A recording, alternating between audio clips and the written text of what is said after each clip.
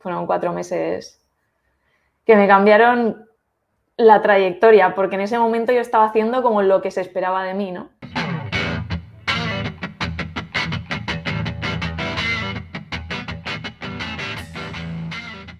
Hola crack, hoy te presento a Elena Barreto, copywriter y ghostwriter, o dicho de otra manera, escritora fantasma. ¿Estás preparado? Pues empezamos. Elena Barreto, muchísimas gracias por participar en Escuela de Cracks. Para mí es un honor porque cuando te conocí me pareció que tenías una historia súper potente y súper interesante, y cuando me dijiste que sí, no me lo podía creer. Eres escritora fantasma. Sí. ¿Qué es eso? Cuéntame. Bueno, pues es una figura que en los países de habla inglesa pues está bastante extendida, regularizada, pero Sí. en español no es tan conocida. Y básicamente lo que hago es escribir libros para otras personas. Como tiene un puntillo de agente secreto porque es como nunca puedo decir para quién he escrito los libros, pero sí, básicamente las personas me dan las ideas, me dan el método que ellos utilizan y yo con eso escribo un libro para ellos y lo firman ellos. Increíble, increíble. ¿Y siempre te has dedicado a esto? No, menos de un año haciendo esto profesionalmente. Y tienes ya lista de espera. O sea, Sí. tienes tu mérito. Vamos a volver hacia atrás y vamos a ver un poquito el orden cronológico de los acontecimientos. ¿Qué estudiaste? ¿Qué estudiaste en la universidad, por ejemplo? Mira, yo salí de bachiller y tenía de las notas más altas de media, tal, y, pero yo quería viajar. Entonces yo fui a mi madre y le dije, mamá, yo quiero viajar. El año que viene, en lugar de estudiar una carrera, quiero irme por ahí al extranjero, a buscarme la vida. Y mi madre me contestó, no digas tonterías. Y con el no digas tonterías significa tienes que elegir algo que estudiar. Y el mal menor para mí en ese momento era Bellas Artes. Entonces estudié Bellas Artes durante 6 años en total y me especialicé en animación stop motion, esto que hacen con las figuritas de plastilina y tal. Y básicamente, pues después de estudiar todo esto, estaba casi más perdida que al empezar. Pero claro, ya había habido esa parte de reprimir esto, ¿no? Qué Entonces fuerte. lo que pasó es que nada más terminé la carrera, cogí, me puse la mochila en los hombros y caminé todo desde Valencia hasta Santiago, 1.300 kilómetros. Qué bueno, desde Valencia hasta Santiago. Hasta Finisterre en realidad y luego volví a Santiago caminando también. O sea, fue un viaje muy chulo. Fueron 4 meses que me cambiaron la trayectoria, porque en ese momento yo estaba haciendo como lo que se esperaba de mí, ¿no? Lo que esperaban mis padres de mí, de, termina la carrera, búscate un trabajo, patatín, patatán, y fue como, vale, antes de meterme en eso, voy a darme un tiempo. Pero cuando me permití darme un tiempo, me di cuenta de que aquello no, de que aquello que había estudiado durante 5 años, pues servía, pero no era realmente lo que yo quería hacer. Pero todos los aprendizajes, o más bien todas las experiencias que vamos teniendo a lo largo del camino, no caen en saco roto. ¿Qué aprendiste? ¿Qué has sacado de la carrera de Bellas Artes y de tu experiencia realizando cortos con stop motion? A pensar fuera de la caja. Porque es algo que en Bellas Artes se potencia mucho en esta carrera. Y yo creo que de esos 5 años sería lo que más me llevo a aprender también a trabajar en equipo, porque sobre todo en stop motion necesitas trabajar en equipo porque hay muchas cosas, ¿no? Hay uno encargado de las luces, otro de los movimientos, otro de la cámara, tal. Entonces necesariamente había como que gestionar pues equipos que al final ahora mismo como empresaria es un aprendizaje que me está sirviendo también. ¿Qué Sí. te enseñó? ¿Cómo te cambió el camino de Santiago? Buah. Viví un proceso muy fuerte, especialmente a la vuelta. Fue como, yo sentía como que me había quitado una venda de los ojos, que ya no podía seguir haciendo lo que todos esperaban de mí, pero sin embargo al llegar de vuelta aquí a Valencia, esas expectativas seguían ahí, ¿no? Se esperaba que simplemente, vale, esto ha sido una etapa y ahora pues buscas un trabajo y tal. Y ahí pues tuve como mi proceso interno y fue la primera vez que emprendí, empecé a hacer diseño gráfico. Entonces, del Camino de Santiago yo creo que fue como, yo siempre digo que cuando uno va en una dirección y quiere cambiar de dirección, es como ir en un tren en marcha y querer cambiar de dirección el tren.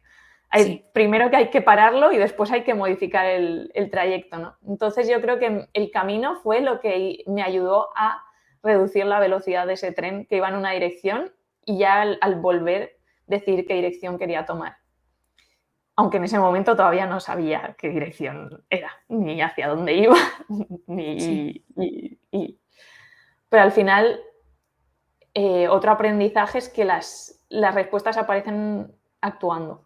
O sea, si yo no hubiera hecho eso en ese momento, no sabría ahora qué es lo que sí. Si no has probado qué es lo que no, no sabes qué es lo que sí. Porque muchas veces tenemos una idea en la cabeza de lo que son las cosas y luego pues lo pruebas y dices, ah, bueno, no era lo que yo me imaginaba. Completamente. A mí me ha pasado lo mismo.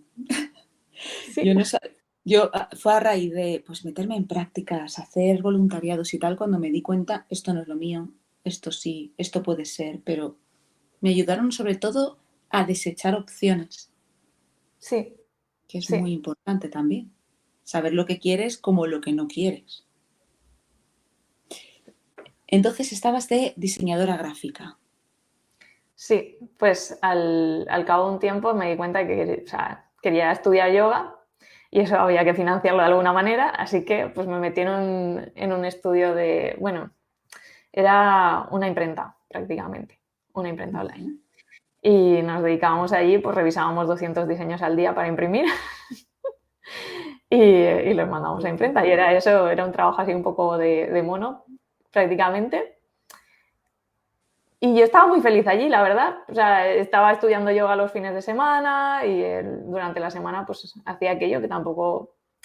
Hasta que en un momento, pues creo que he comprado la empresa de inversores, no sé qué pasó, empezó a haber un ambiente un poco diferente y dije, uy, yo me quiero ir de aquí. Y todavía, yo había hecho el Camino de Santiago, pero todavía no había vivido esos viajes, ¿no? Que yo tanto... Y de repente apareció uno de mis mejores amigos y me dijo, me voy a ir a Nueva Zelanda el año que viene, ¿te vienes? Y yo, venga. Venga. Había muy pocas probabilidades que nos cogieran porque era un programa que se llama Working Holiday que te permiten trabajar en, no sé si has comentado en el podcast antes, pero esto es súper chulo para personas que tienen menos de 30 años. Incluso creo que hay países tipo, no sé si en Japón o Canadá, que lo permiten en España hasta los 35. Y prácticamente pues te dan un visado con el que tú puedes trabajar allí durante un año y viajar y hacer lo que te dé la gana. Y es como súper, súper chulo. O sea, nosotros fuimos, estuve trabajando allí de todo. Bueno, podé árboles, hice camas en un hotel. Yo había estudiado en estos años que había estado estudiando yoga, estudié masaje también.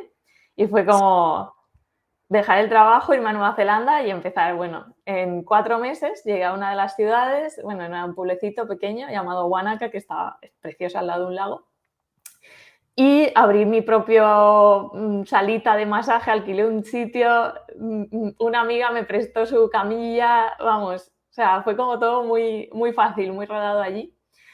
Y empecé a trabajar de masajista, luego daba clases de yoga por las tardes, en los gimnasios, en tal, y así, pues, bueno, también estaba en el hotel, no sé, fue una experiencia súper, súper potente el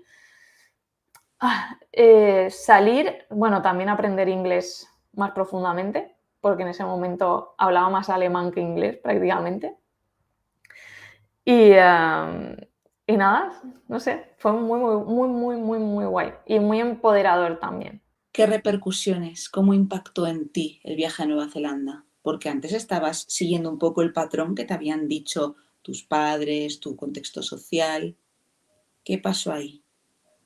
Sí, yo en esos 2 años que estuve trabajando, en gran parte fue también como una parte de demostración de, vale, voy a intentarlo, porque si todo el mundo dice que esto es lo que hay que hacer, al menos vamos a darle una oportunidad, ¿no? Y darme yo cuenta de que yo así no era feliz. Y era como yo sabía lo que yo quería, pero de alguna forma, pues externamente, claro, mi madre tiene su preocupación de que yo no me vaya a ganar la vida, de que, pues, Sí. comprensible. Yo la entiendo perfectamente, pero claro, es, esa diferencia de puntos de vista y yo tener esa creencia profunda de que sí que se puede hacer y todavía hablo de viajes y me ilusiono y no sé si en algún momento se me pasará, pero lo quiero disfrutar, ¿no? Y en Nueva Zelanda fue realmente poder expresar eso. Y ha habido ahí pues todo ese movimiento interno de soltar y aceptar que a mí me gusta hacer eso, a mí me gusta viajar y que estar pues en la carretera, llegar a un sitio, montar un negocio de masajes, dejarlo a los 4 meses, estaba funcionando estupendamente, pero era como, ¿cuál es el siguiente sitio? Y vivir aventuras. Y a mí eso me encanta. Y claro, hasta ese momento estaba reprimiéndolo. Y fue como, wow, sí, esto es. Y luego vino el COVID. Y luego vino el COVID. Sí, sí, sí. ¿Cómo te transformó ese parón? El COVID. A ver, yo tenía un viaje a la India para el 20 de marzo de 2020. Sí. No. De hecho, primero iba a dar, yo estaba en aquel momento dando clases de yoga y organizando retiros de acroyoga y tenía un taller de acroyoga en el día 14 o algo así y yo me iba a Alemania, me fui a Alemania, se canceló el taller, o sea, en espacio de 3 días. Yo viajé el día 12, que todavía estaba todo como, bueno, no van a hacer nada, tal, no sé qué, y al cabo de unos días de repente cortan todo. Yo con mi mochila para la India preparada, quitaron los visados a la India y dije, bueno, nada, me voy a Alemania. Al cabo de 2 días cierran España y digo, me cago en, o sea, no voy a poder volver, me vuelvo a España. Y estuve en la casa de, porque ya había dejado mi piso en Valencia, porque yo me iba a India 2 meses. Y nada, estuve en la casa de mis padres. Fue como un proceso muy intenso, porque no había nadie prácticamente. Yo cada 10 días, esta casa está un poco aislada, el pueblo está a 2 kilómetros, entonces cada 10 días yo caminaba al pueblo. Y eso era lo único. Una vez me pusieron los guantes la señora del supermercado y fue la primera vez que me tocaban como en 2 meses y fue como, ay Dios mío, me ha tocado un ser humano. Qué Fue muy fuerte. fuerte. Me di cuenta en el COVID de lo que realmente me hace, me da energía y de lo que todo lo que tenía antes. Y, o sea, yo hacía mucho yoga, acroyoga. El yoga lo podía seguir haciendo, pero el acro no, porque se hace con otras personas, es un deporte como físico, ¿no? De contacto. Y buah, lo echaba de menos muchísimo. ¿Cómo pasaste del acroyoga y del yoga a la escritura? Buah. Pues La cabeza me acaba de explotar, entonces necesito respuestas. fue por el COVID.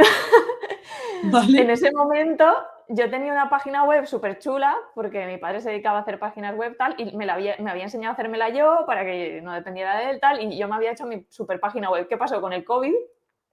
De repente todos mis compañeros necesitaban páginas web, necesitaban medios online, y yo no quería dar clases online porque a mí me gusta tocar gente. O sea, bien, pero o sea, me gusta ver a las personas. Si yo estoy dando una clase, a mí me gusta poder decir, mira, verlos de cerca, no sé, es diferente. Sí. Y online no encontraba esa alegría de vivir. Entonces dije, pues al menos ayuda a esas personas que sí que lo están disfrutando dar clases online. Entonces me puse a hacer diseño web y pues casi como por bola de nieve llegó a mi vida el copywriting a través de Isra Bravo. El copywriting es, para que los que no lo sepan, es la escritura persuasiva. Sí, sí. ¿Vale? Escritura, entre comillas, publicitaria, pues para anuncios, para tal. Y empecé. Y yo ya tenía una lista de suscriptores de email marketing, donde yo mandaba emails de vez en cuando, pero con esto, cuando descubrí esto, fue como, ay, pues les puedo contar mis historias de yo viajando y de tal. Y fue como, bueno, empecé a escribir emails. Además, en ese momento, viví un año en Alemania en un centro de retiros. Y durante el segundo año del COVID estuve todo ese año en el centro de retiros y cuando finalmente, porque estaba cerrado por el COVID, que en Alemania cerraron todo durante 9 meses, en el segundo año. Y nada, cuando abrieron otra vez dije, guau, yo quiero volver a viajar y fue con esto, o sea, yo estaba haciendo diseño web, tal, no sé qué, y fue como el momento perfecto para empezar a escribir emails sobre mis viajes, ¿no?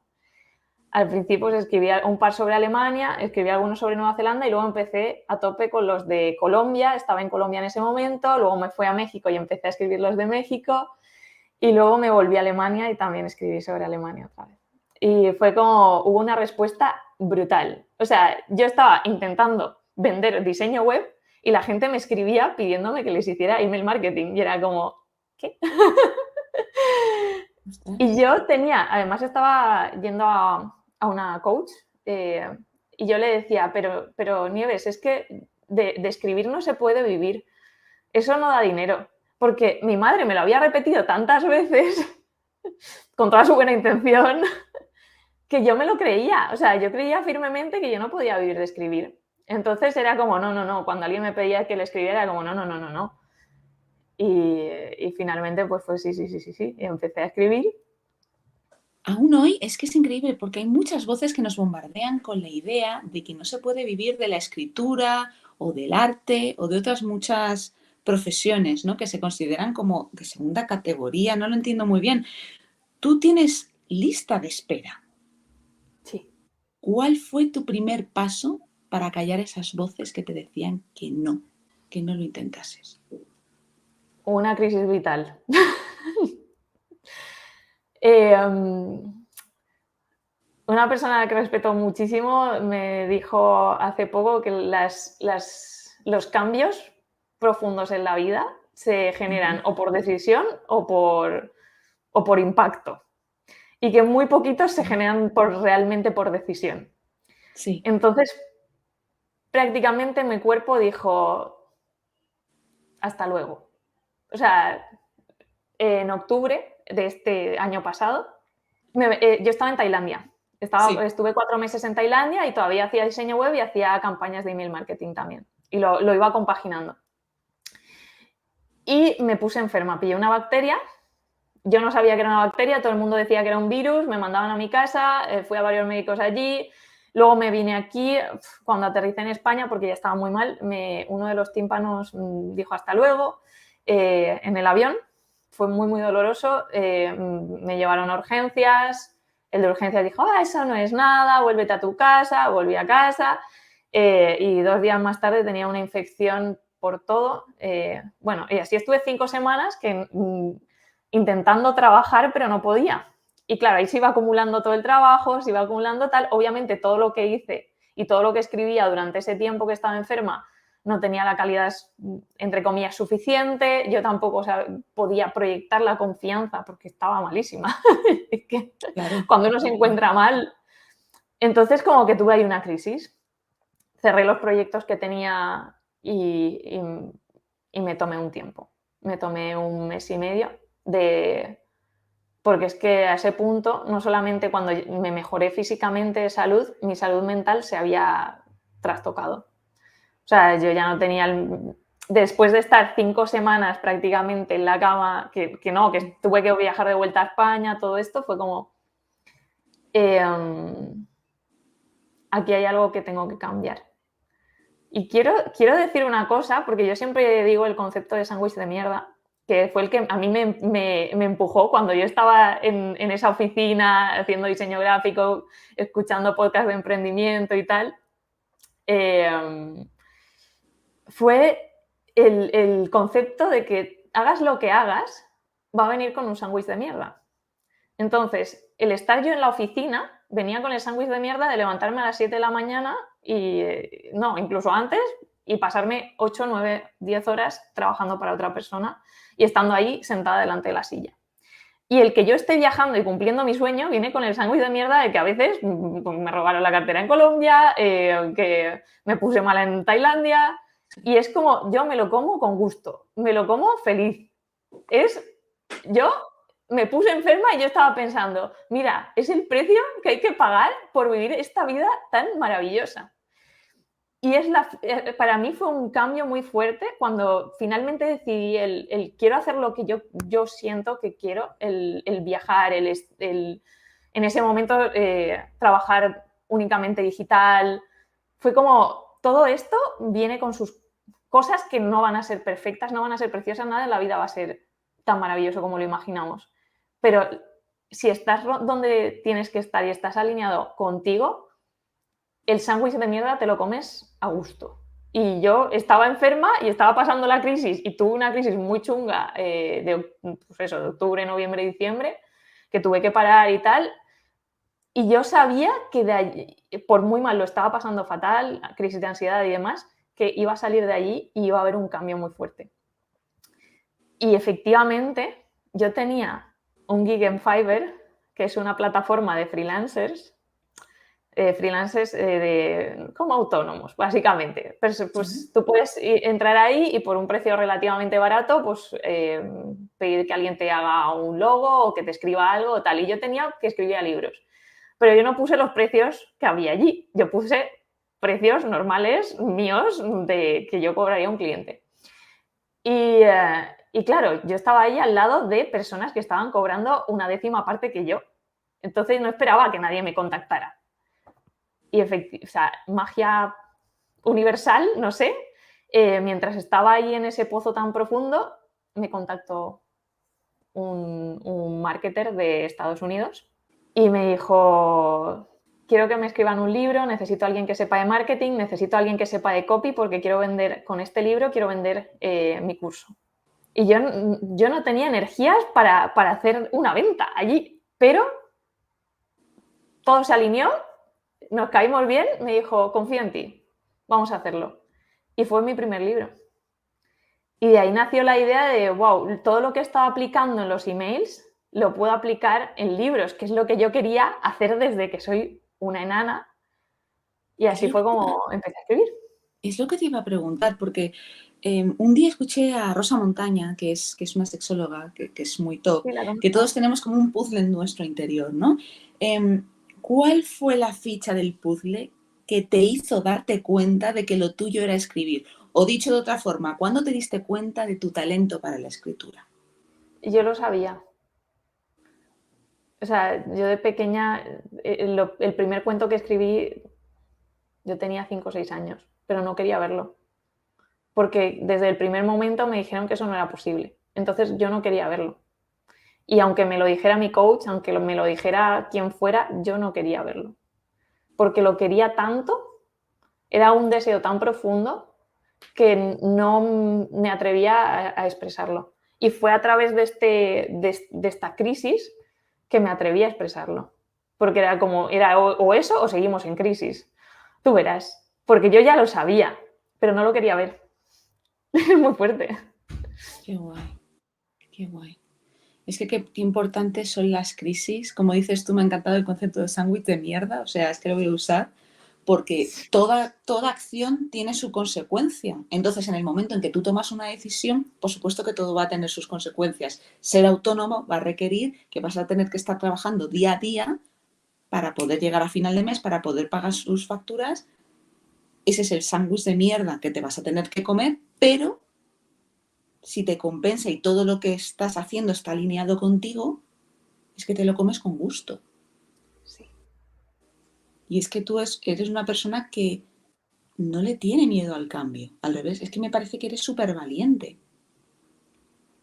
Porque precisamente la profesión que has elegido, cómo has ido conectando los puntos hasta llegar aquí, implica muchísima valentía y muchísimos huevos para decir, voy a enfrentar a lo que me da igual lo que digan el resto.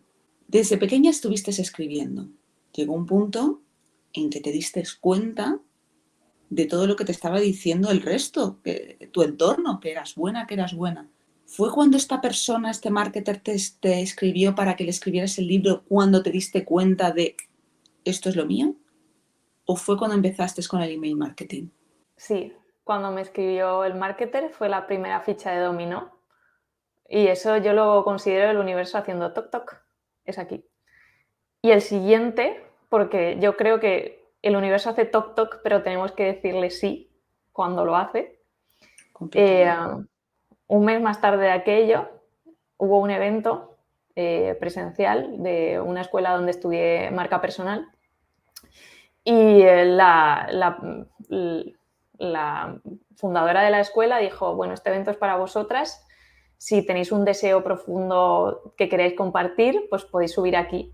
Y yo salí y dije que quería escribir libros y que quería pues, conocer al tipo de persona que necesita un libro y tal. Y ese día me vinieron 2 personas para pedirme que escribiera sus libros. Qué bueno, qué bueno. Sí, Es que volvemos a lo mismo, es que llevas menos de un año o un año y es que tienes sí. lista de espera. Lo que dices tú es darte cuenta de las señales que te, digamos, el universo o lo que sea, y decirle que sí, y cómo todo va saliendo. Por supuesto, las cosas van saliendo si hay esfuerzo. Sí, Una cosa no quita la sí, sí. otra. Sí, sí, sí. Además es que te tengo que reconocer que he bicheado, he curioseado tu página web y me encanta porque es que constantemente estás cambiando el copy, lo que es la escritura, ¿no? Y es que me encanta porque es que vendes sin vender. Tu escritura es persuasiva a través del arte de contar historias. Es increíble cómo conectas con la creatividad, porque claro, si te dedicas a la escritura, si escribes libros para otros, ostras, necesitas tiempo para conectar con esa creatividad. ¿Cómo lo haces? A mí me gusta pensar que lo hacemos entre el autor y yo. O sea, yo pongo las palabras, pero ellos ponen la magia, por así decirlo. Y creo que mi trabajo con los autores es generar ese espacio en el que ellos se sientan seguros para comunicar, para conectar con sus historias y hacer las preguntas que quizá ellos, si estuvieran escribiendo ellos solos, no se harían. Le escucho, veo qué puntos se pueden sacar de la historia, porque muchas veces no se dan cuenta de que cosas que ellos han vivido son súper especiales para otro. Entonces voy tirando de los hilos, ¿no?, de la persona y luego todo esto lo dejo grabado y a partir de esas entrevistas empiezo a redactar. Bueno, primero hacemos el índice, que es se tarda casi lo mismo en hacer el índice que en escribir el libro, que suele ser un proceso también de decidir ¡Qué el fuerte! viaje, el viaje de la persona que lee el libro y diseñar un viaje. Me encanta cómo lo has dicho, porque en el fondo conecto con esa pasión que tienes de los viajes, con lo último que has dicho, que es diseñar un viaje. Escribir en un libro es diseñar un viaje. Sí. En el fondo también cómo has conectado la escritura con tu pasión por los viajes de una manera muy sutil. Qué bonito, Elena, qué bonito. Es que me viene ahora a la mente a aquella Elena que le dijo a su madre cuando era pequeña que quería viajar y su madre le dijo que no. La Elena de ahora, que ha desarrollado la capacidad de escucha, de gestión de energía, de acompañamiento, que ha pasado por tantísimas experiencias, ¿qué consejos le darías a esa Elena que le preguntó a su madre, que le dijo a su madre, quiero viajar? La primera, que su madre no lo hace por maldad, Uh-huh. ni por controlarla, ni por nada de esto, sino por su propio miedo interno. Y me gustaría haberle dado esa claridad de que su madre no lo hacía a malas y que ella tenía libertad para elegir. Me gustaría transmitirle que sí que tenía libertad para elegir y que podría haber elegido exactamente lo mismo, porque al final esa elección también fue por su madre, pero sin sentirse prisionera de alguna forma. Y creo que solamente, incluso haciendo las mismas cosas, cambiando la forma en la que la ves, cambia todo. Exacto, porque lo puedes ver como una forma de me siento prisionera a esto forma parte de mi viaje. Porque, por ejemplo, sí que lo vi, cuando estaba trabajando en la oficina, sí que lo veía como que formaba parte de mi viaje. Y la sensación muy diferente. Qué bonito, Elena, qué bonito. Para acabar las entrevistas, suelo siempre hacer la misma pregunta, que es que sea algún tipo de actividad, aunque en tu caso tienes muchísimas, algún tipo de hobby, un libro, canción, lo que sea que te haya ayudado en tu desarrollo personal o profesional. ¿Cuál es el tuyo? El acroyoga. Si tuviera que decir un libro sería el de Isra Bravo, escribo porque me gusta ganar dinero. Pero a nivel, si pienso en mi vida, lo que más me ha transformado ha sido el acroyoga. Y además porque para viajar, como hay comunidades de acroyoga en todas partes, a mí me ha permitido también pues, estar en Medellín y conocer personas, estando yo sola allí, estar en Nueva Zelanda, conocer gente, estar en México, estar en muchos sitios y conectar con las personas, ¿no? Entonces, para mí me ha traído muchísimo, no solamente el deporte, conectar con mi cuerpo, sino también personas increíbles. Entonces, le agradezco muchísimo a este deporte, la verdad. Pues muchísimas gracias, Elena. Para aquellos que estén interesados en escribir un libro o en contactarte, ¿dónde te pueden contactar? Pues en elenabarreto.com, Uh-huh. en mi página web, que va cambiando el copy, el texto de la página web. Se pueden suscribir a mi lista de email, simplemente dejando su correo y pues estamos en contacto directamente. Empezarán a recibir mis emails. Muchísimas gracias, Elena, por tu tiempo y por compartir esta vida que da para varias. Un abrazo muy fuerte. A ti, Mónica. Y este ha sido el episodio de esta semana. Si te ha gustado, dale un like, suscríbete y no te olvides de compartirlo en las redes sociales para que este proyecto poco a poco siga creciendo. Nos vemos en 2 semanas, concretamente el domingo, con otro nuevo episodio.